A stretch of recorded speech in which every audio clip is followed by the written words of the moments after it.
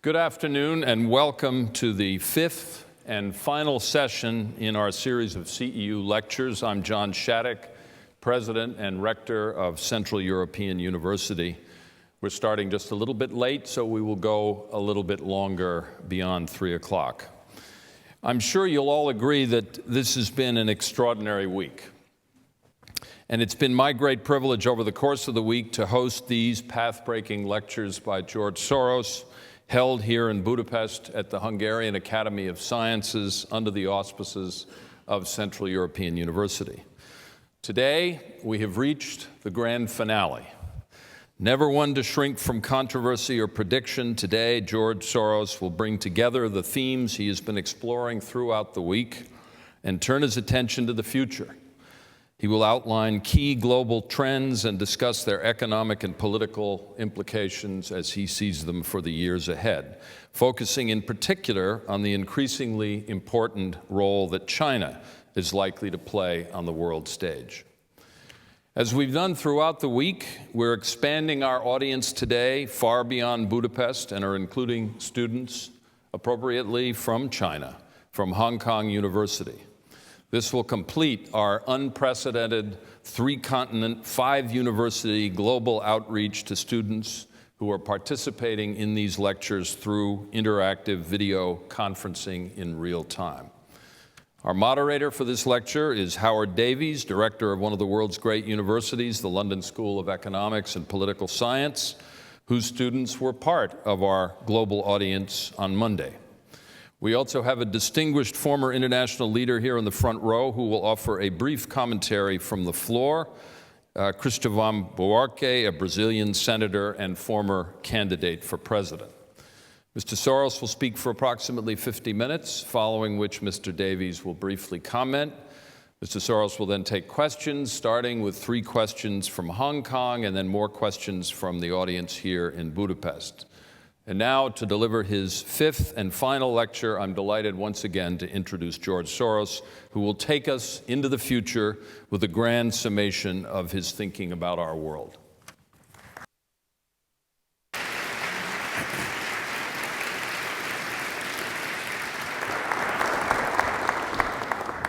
Thank you.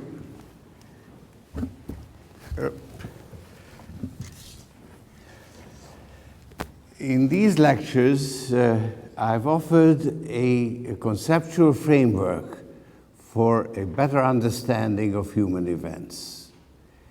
These events are not determined by timelessly valid scientific laws. Such laws exist, of course, but they are not sufficient to determine the course of events. The complexity of the situations is one reason, and the role of the participants' thinking is another. I have focused on the reflexive two-way connection between the participants' thinking and reality, and I emphasized the causal role that misunderstandings and misconceptions play in shaping reality. But these influences have been strangely ignored. They introduce an element of uncertainty into the subject matter, which, except in the simplest situations, make it impossible to predict the future. One can still sketch various plausible scenarios and evaluate their likelihood. One can also prescribe desirable outcomes. I've done both many times. Indeed, I can claim to be a specialist in it, focusing on predictions as an investor and prescriptions as a philanthropist. I've been successful enough in the former to be able to afford the latter. I should like to devote today's discussion to this dual task. We are at a moment in which the range of uncertainties is unusually wide. We've just passed through the worst financial crisis since World War II. It's quantitatively much larger and qualitatively different from other financial crises. The only relevant comparisons are with the Japanese real estate bubble, which burst in 1991 and from which Japan has still not recovered, and with the Great Depression of the 1930s. What differentiates this crisis from the Japanese experience is that the latter was confined to a single country, while this crisis has involved the entire world. What differentiates it from the Great Depression is that this time the financial system was not allowed to collapse, but was put on artificial life support. In fact, the magnitude of the credit and leverage problem we have today is even greater than in the 1930s. In 1929, a total credit outstanding in the United States was 160% of GDP, and it rose to 250% by 1932. In 2008, we started at 365%, and this calculation doesn't take into account the pervasive use of derivatives, which was absent in the 1930s. And yet, in spite of that, the artificial life support has been successful. Barely a year after the bankruptcy of Lehman Brothers, financial markets have stabilized, stock markets have rebounded, and the economy is showing signs of recovery. People want to return to business as usual and think of the crash of 2008 as a bad dream. I regret to tell you that the recovery is liable to run out of steam and may even be followed by a double dip, although I'm not sure whether it will be in 2010 or 2011. My views are far from unique, but they are at variance with the prevailing mood. The longer the turnaround lasts, the more people will come to believe in it, but in my judgment, the prevailing mood is far removed from reality. This is characteristic of far from equilibrium situations when perceptions tend to lag behind reality. To complicate matters, the lag works in both directions. Most people have not yet realized that this crisis is different from previous ones, that we are at the end of an era. Others, including me, failed to anticipate the extent of the rebound. The confusion is not confined to the financial sphere. It extends to the entire international arena. After the collapse of the Soviet Empire, the United States emerged as the sole superpower. No other power or combination of powers could challenge its supremacy. But the unipolar world didn't take root. When President Bush sought to assert America's supremacy by invading Iraq on false pretenses, he achieved the exact opposite of what he intended. The United States suffered a precipitous decline in its power and influence. So the disarray in the international financial system is matched by instability in international relations. The new order that will eventually emerge will not be dominated by the United States to the same extent as the old one.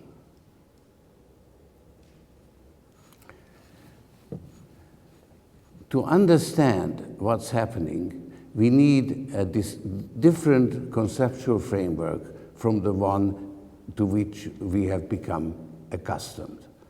The efficient market hypothesis looks at financial markets in isolation and totally disregards politics.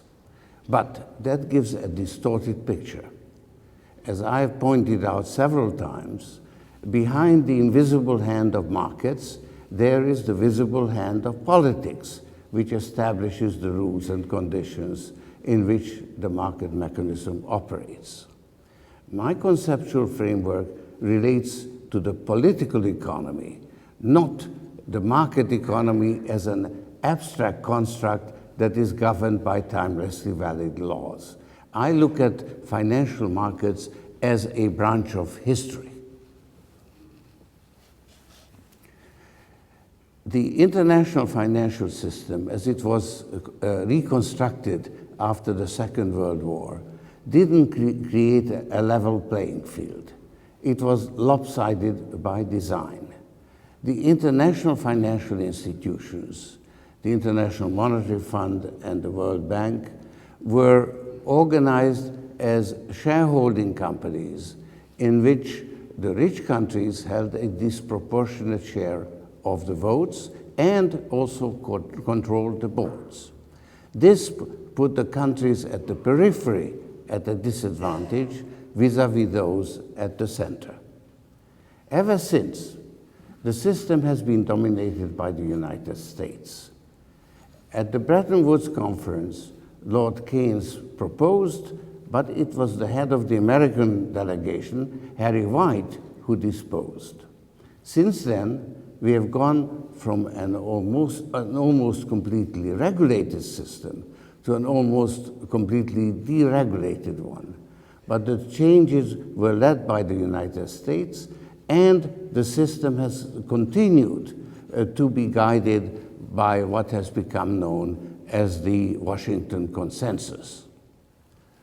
Although the rules laid down by the Washington Consensus are supposed to apply to all countries equally, the United States, as the issuer of the main international currency, is more equal than the others. Effectively, the international system has a two-tier structure. Countries that can borrow in their own currency constitute the center, and those whose borrowings are denominated in one of the hard currencies constitute the periphery. If individual countries get into difficulties, they receive assistance, but only on strict conditions. That holds true whether they are from the center or from the periphery. But if the center itself becomes endangered, then preserving the system takes precedence over all other considerations.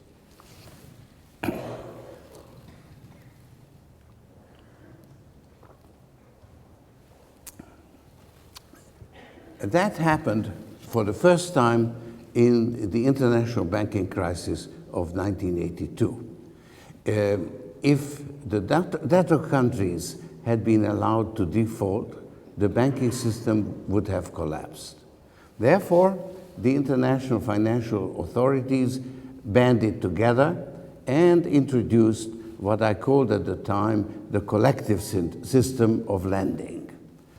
The lenders were induced to roll over their loans, and the debtor countries were lent enough additional money to service their debts. The net effect was that the debtor countries fell into severe recession. Latin America lost a decade of growth, but the banking system was allowed to earn its way out of a hole. When the banks built up sufficient reserves, the loans were restructured into so-called Brady bonds, and the banks wrote off their remaining losses. Something similar happened again in 1997, but by then the banks had learned to securitize their loans so they couldn't be forced into a collective system of lending, and most of the losses had to be taken by the debtor countries. This set the pattern. The debtor countries were subjected to harsh market discipline, but when the system was in danger, the normal rules were suspended.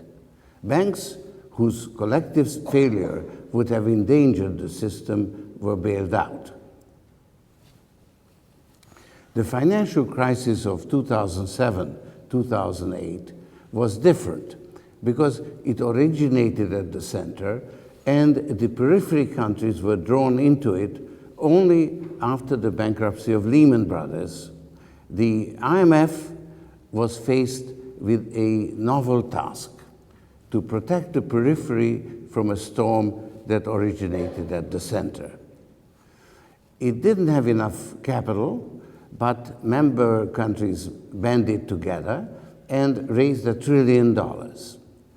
Even so, the IMF had some difficulties in coping with the situation because it was designed to deal with problems in the public sector, and the shortage of credit was impacting mainly the private sector. But on the whole, the IMF adapted itself to its novel task remarkably well. Overall, the international financial authorities have handled this crisis the same way as previous ones. They bailed out the failing institutions and applied monetary and fiscal stimulus.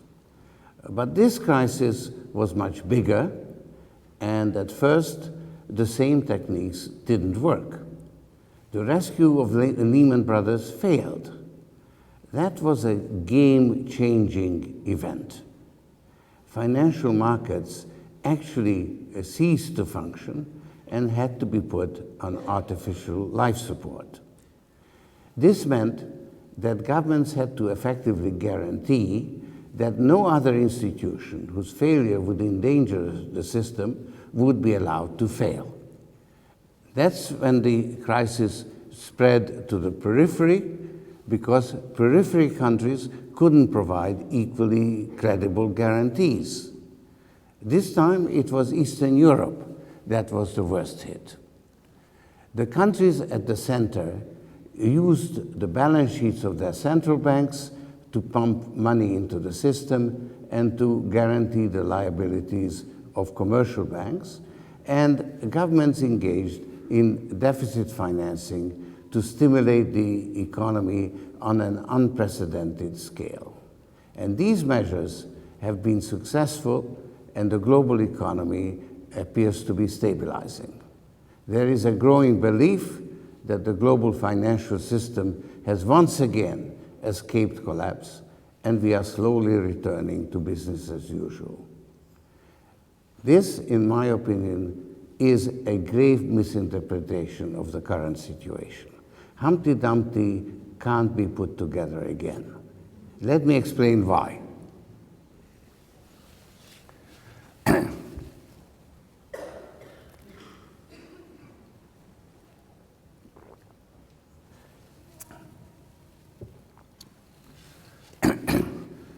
The globalization of financial markets that took place since the 1980s was a market fundamentalist project spearheaded by the United States and the United Kingdom. Allowing financial capital to move around freely in the world made it difficult to tax it or to regulate it. This put financial capital in a privileged position. Governments had to pay more attention to the requirements of international capital than to the aspirations of their own people, because financial capital could move around more freely.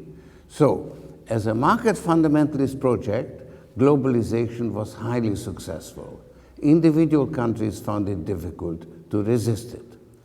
But the global financial system that emerged was fundamentally unstable, because it was built on the false premise that financial markets can be safely left to their own devices.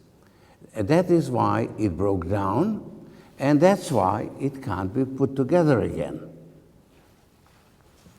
Global markets need global regulations, but the regulations that are currently in force are rooted in the principle of national sovereignty.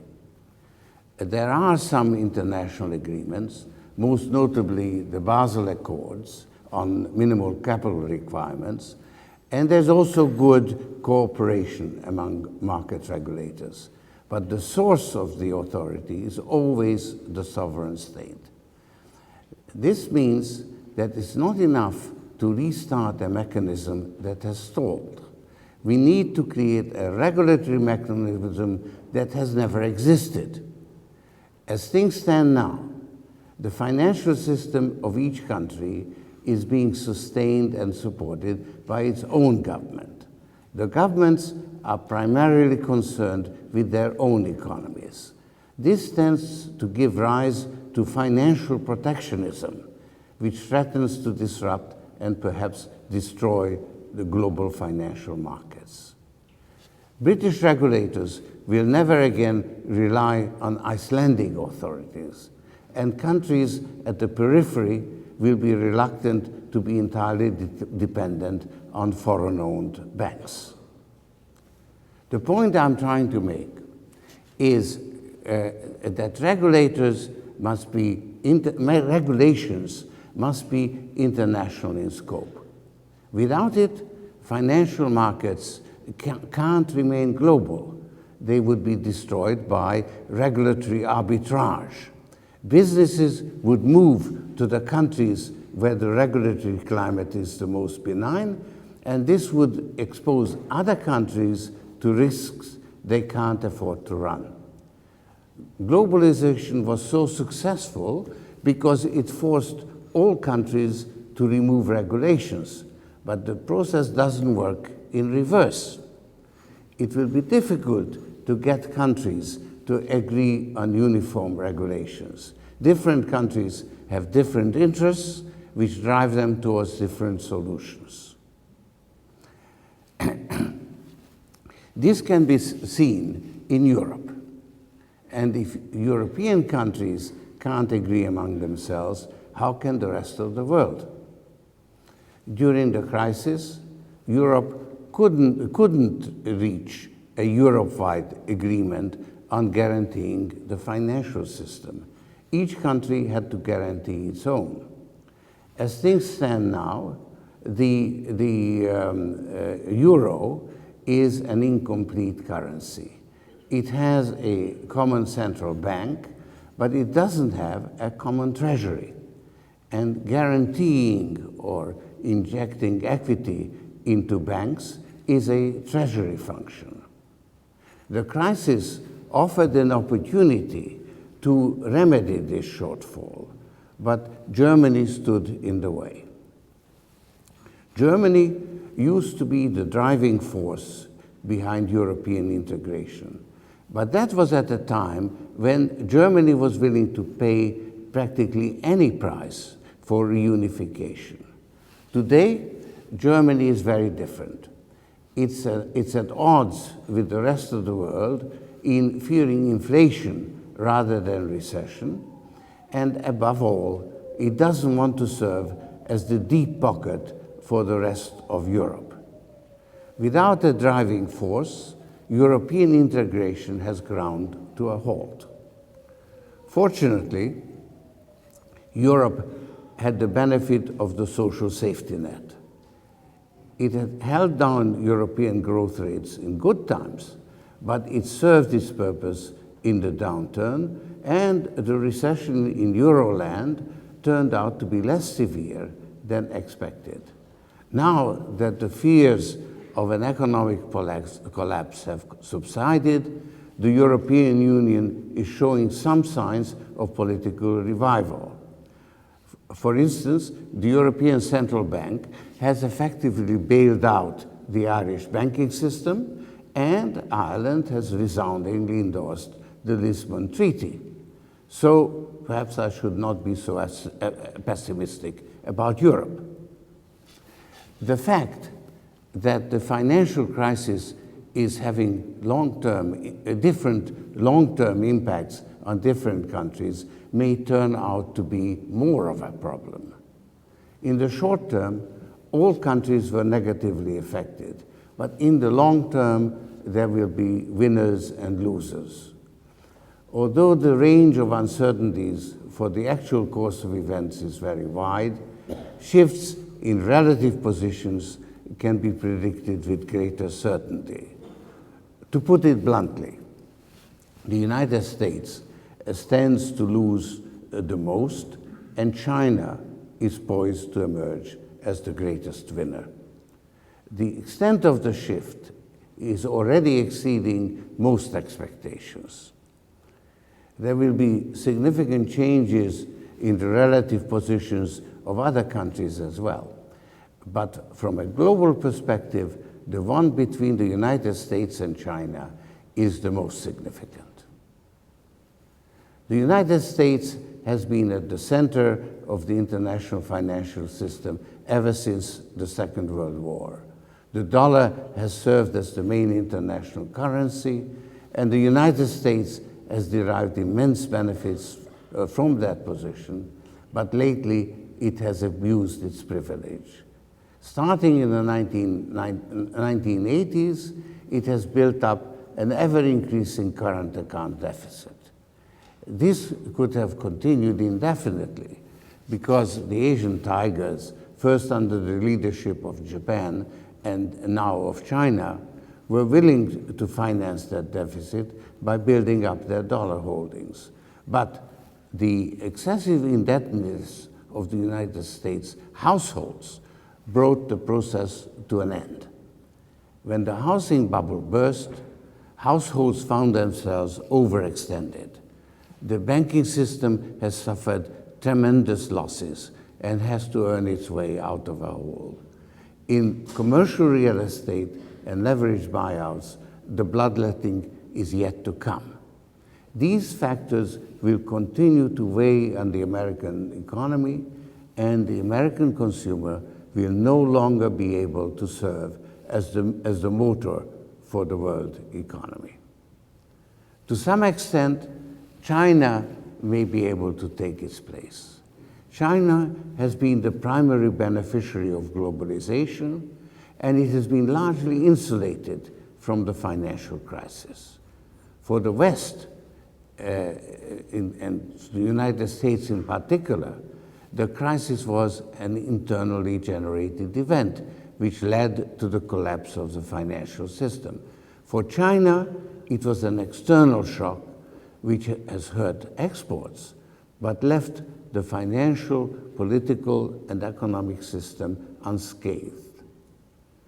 China has discovered a remarkably efficient method of unleashing the creative, acquisitive, and entrepreneurial energies of the people, who are allowed to pursue their self-interest, while the state can cream off a significant portion of the surplus value of their labor by maintaining an undervalued currency and accumulating a trade surplus. So China is likely to emerge as the big winner. Now, China is not a democracy, and the rulers know that they must avoid social unrest if they want to remain the rulers. Therefore, they'll do anything in their power to maintain economic growth at 8% or more and create new jobs for a growing workforce. And they have plenty of power because of the trade surplus. China can stimulate its domestic economy through infrastructure investments, and it can foster its exports by investing in and extending credit to their trading partners. After all, that's what China was doing when it was financing its exports to America by buying US government bonds. Now that the American consumers have to cut back, they can do the same with other countries. So China will be a positive force in the world economy, while the United States will be limping along. The Chinese economy is, of course, much smaller than the United States. With a smaller motor, the world economy is likely to move forward at a slower pace. But within these limits, a tectonic shift is taking place between the United States and China, with third parties reorienting themselves to the source of positive impulses. The shift may not be permanent or irreversible. Just think of the rise and fall of China Inc. But at the present moment, it constitutes the most predictable and significant trend in the global political economy. And China is pulling its trading partners like Brazil and some African and Asian countries along with it. India is also doing well based on domestic growth. The success of Chinese economic policy can't be taken for granted. The infrastructure investment in the Chinese hinterland may or may not generate self-sustaining economic growth. Under the Chinese system, the return on new investments is generally very low because investment decisions are dictated by political rather than commercial considerations. On the previous two occasions, the relaxation of bank credit has produced a spate of bad loans. This time it may be different because there has been a shift in power from the regional to the central authorities, and the local officials of the banks are no longer under the control of the local provincial authorities. But success can't be taken for granted. Moreover, China may be dragged down by a global slowdown. But if China flounders, the global economy loses its motor. Therefore, the relative success of China is more assured than its absolute success.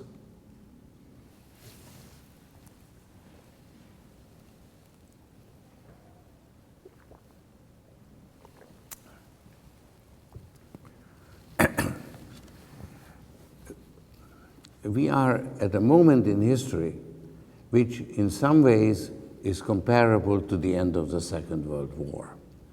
Then the prevailing system had actually collapsed and a new one had to be built from scratch. At Bretton Woods, the victorious powers proved equal to the task. Inspired mainly by Lord Keynes, they built a system that could accommodate the entire world, even if the United States was more equal than others. Now, the prevailing multilateral system, call it international capitalism, didn't fully collapse, but it has been greatly weakened. Its inherent flaws have been revealed, and it's challenged by a viable alternative. The rise of China offers a fundamentally different form of economic organization than the current international financial system. It may be given the label of state capitalism as distinct from the international capitalism championed by the Washington Consensus. We are at the end of an era, but we are not fully aware of it.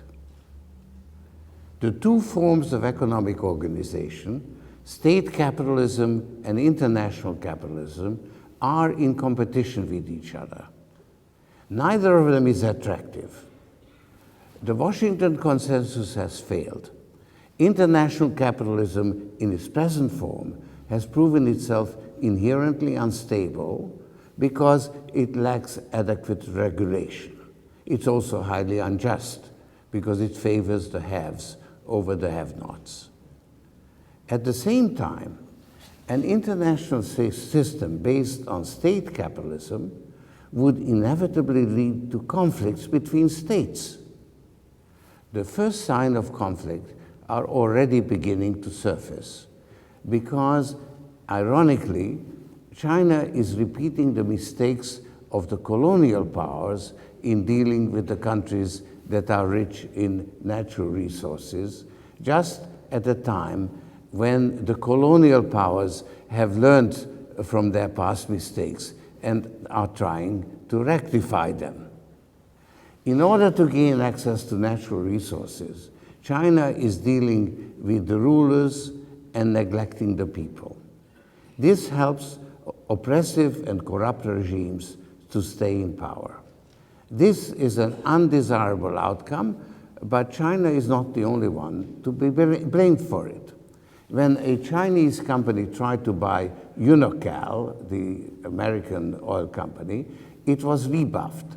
And more recently, Rio Tinto reneged on a deal to sell an interest to a Chinese company. This has pushed China into dealing with those countries that the international financial institutions have shunned: Burma, Sudan, Zimbabwe, and the Congo, and Angola. They stand out. Guinea is the latest example, where there's been a riot with 150 people killed, and China has extended a loan of $7 billion. This is becoming a source of considerable friction, which is not in the best interests of China, let alone the rest of the world. But China considers itself the aggrieved party and remains reluctant to join the extractive industries transparency initiative. This has become the biggest obstacle to the continued success of that initiative. While the prevailing multilateral system will try to reconstitute itself, China will expand on a bilateral basis. China is, of course, part of the multilateral system, but it doesn't occupy within that system a position that is commensurate with its current and anticipated prospective strength. Therefore, its participation in the international financial institutions is rather passive, and its active expansion is likely to go through bilateral challenge.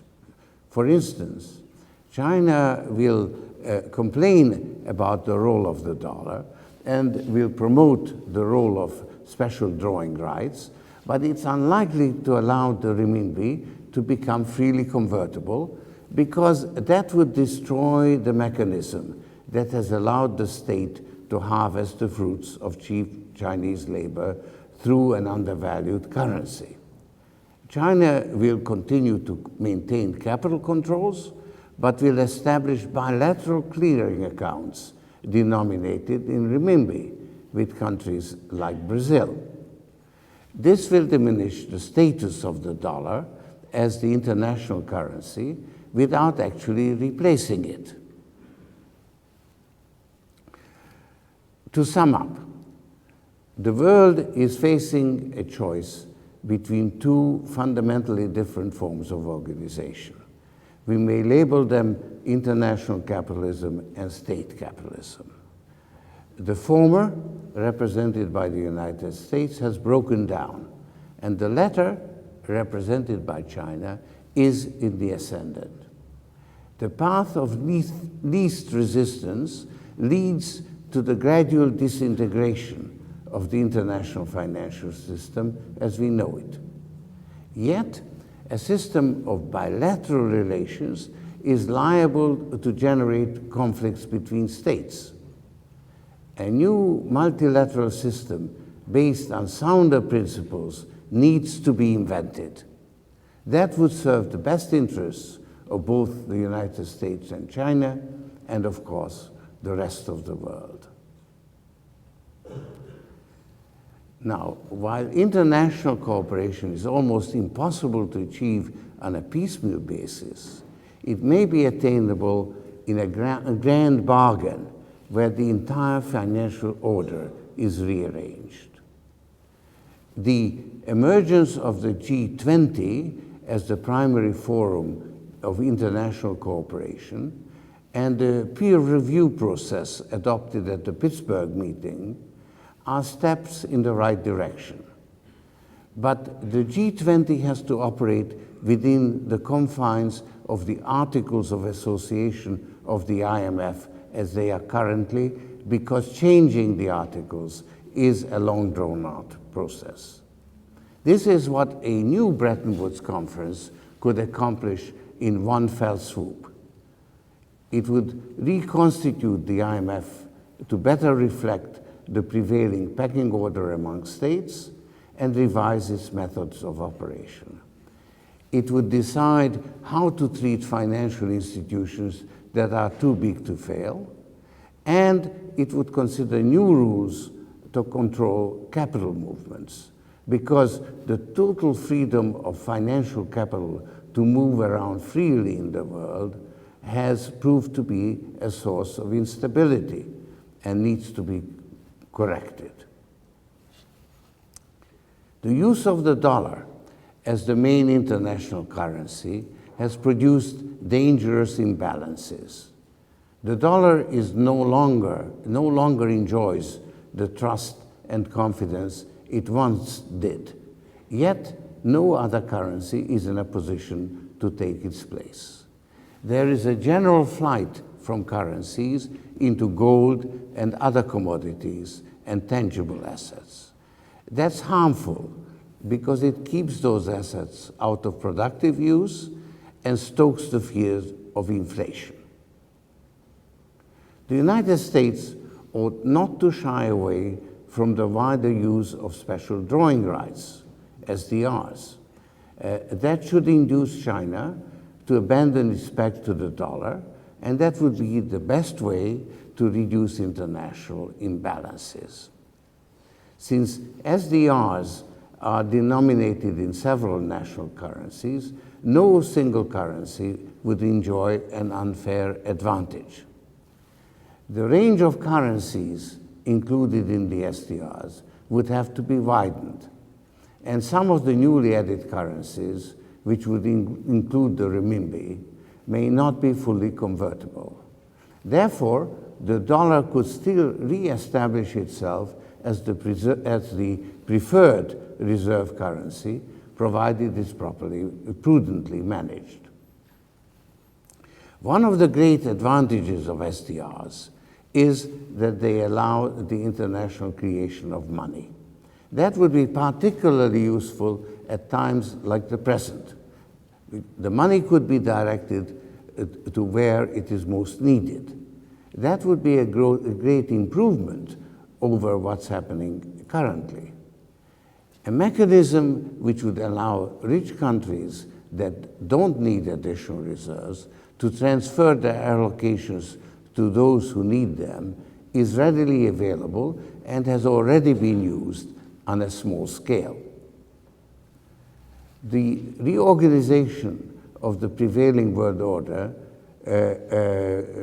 may have to extend beyond the financial system if we are to make progress in resolving issues like global warming and nuclear proliferation. It may have to involve the United Nations, especially the membership of the Security Council. This rather profound process needs to be initiated by the United States, but China and other developing countries ought to participate in it as equals. They are reluctant members of the Bretton Woods institutions, which are dominated by countries that are no longer dominant. The rising powers need to be present at the creation of the new order to ensure that they'll be active supporters of it. Now, why should the United States initiate changes in a system of which it had been the main beneficiary? Because the system can't survive in its present form, and the United States has more to lose if it is not in the forefront of reforming it. America lost a lot of power and influence during the Bush presidency. Without far-sighted leadership, the relative position of the United States is likely to continue eroding. The United States is still in a position to lead the world. It can no longer impose its will on others, as the Bush administration sought to do, but it could lead a cooperative effort which would involve not only the developed, but also the developing world. This would reestablish American leadership in an acceptable form. Now, why should China submit to a new multilateral system in view of the fact that it is set to emerge as the winner from the current turmoil? The answer is equally simple. In order to continue rising, it must make itself acceptable to the rest of the world. That means that it must move towards a more open society, combining an increased measure of individual freedom with the rule of law. Given the current military power relations, China can continue rising only in a peaceful environment where the rest of the world willingly accepts the rise of China. It's even more important for the sake of a peaceful world that the United States should find its proper place in a new world order. A declining superpower, losing both political and economic dominance, but still preserving military supremacy, is a dangerous mix. And as I've tried to show, democracy is in deep trouble in America. The financial crisis has inflicted hardship on a population that doesn't like to face harsh reality. President Obama has deployed the confidence multiplier and claims to have contained the recession. If there is a double dip, the population will become susceptible to all kinds of fear-mongering and populist demagogy. If President Obama fails, the next administration will be sorely tempted to create diversions from troubles at home, and that could be very dangerous for the world. President Obama has the right vision, but he needs to be more far-sighted. He believes in international cooperation rather than the Bush-Cheney idea of might is right. But he is preoccupied with many pressing problems. Reinventing the international financial system is not high on his agenda. Some of his economic advisors still seem to believe that the efficient market hypothesis is valid, except once in 100 years. The financial institutions that have survived are in a stronger competitive position than ever before, and they will resist a systemic overhaul that would curb their powers. What is lacking is a general recognition that the system is broken and needs to be reinvented. That's why it would be so important that the theory of financial markets I've outlined in these lectures should gain wider acceptance. The Chinese leadership would need to be even more far-sighted than President Obama. They are in the driver's seat, and if they moved towards a more open society, they would have to give up some of their privileges. Right now, the Chinese public is willing to subordinate individual freedom to political stability and economic advancement. But that may not continue indefinitely. Corruption is a big problem, and China needs the rule of law so that citizens can criticize the government and prevent it from abusing its powers. And China needs to become a more open society in order to be acceptable to the rest of the world. The rest of the world will never subordinate the freedom of the individual to the prosperity of the Chinese state. As China is becoming a world leader, it must learn to pay more attention to the opinion of the rest of the world. But all this may be happening too fast for the Chinese leadership to adjust to it. China is accustomed to thinking of itself as the victim of imperialism. So it doesn't realize that it's beginning to occupy an imperialistic position. That's why it has such difficulties in dealing with Africa and its own ethnic minorities. Hopefully, the Chinese leadership will rise to the occasion. It's no exaggeration to say that the future of the world depends on it. Thank you.